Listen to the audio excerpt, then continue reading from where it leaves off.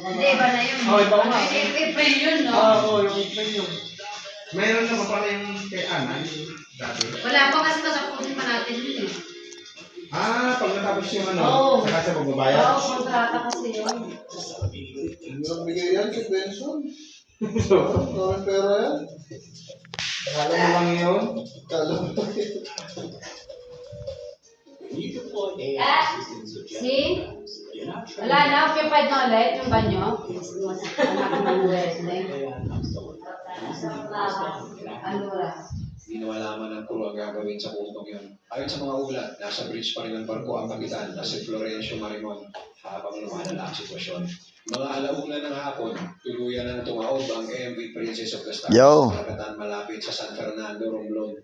Ang dating malaki at matibay na sasakyang pandagat ay naging baliktad na bakal at ang mga taong nasa paligid nito ay inaanod ng alon sa iba't ibang direksyon. Sa mga oras na walang dumating na rescue, ang kondisyon ng panahon ay hindi pa rin ligtas para sa paglapit ng mga rescue. Wala rin mga ingisda sa karagatan dahil sa lakas ng alon at hangin.